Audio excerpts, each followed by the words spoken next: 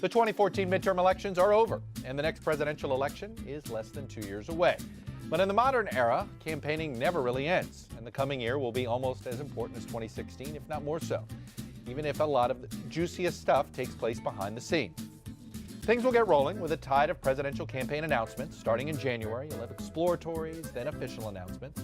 There's, of course, going to be a wide-open contest. At least a dozen Republican contenders could end up announcing at some point in 2015. The early start to the race may seem unusual, but it's becoming a new normal. In the 2008 campaign, candidates started popping up within a month of the preceding midterms. One major reason for such an early start, of course, is fundraising. Campaigns are big business, and the amount of money candidates raise and spend will be closely watched as each presidential hopeful jockeys for the best staff and the biggest endorsement. By the time Rick Santorum conceded to Mitt Romney in the 2012 GOP primaries, the Romney campaign had already spent $90 million. Of course, they'd end up spending over $1 billion when all was said and done. One big date to watch in 2015, June 30th. At the end of the second quarter fundraising totals, they will be reported for each campaign.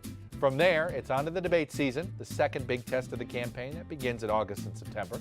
And even though the debates sometimes seem tiresome, of course, they can make or break a candidate, at least long-shot candidates. In 2012, Newt Gingrich stayed alive largely because of his debate performances, while Rick Perry, of course, had the opposite experience. Then it's on to the primaries themselves, actual voters. Iowa and New Hampshire will host hundreds of campaign appearances.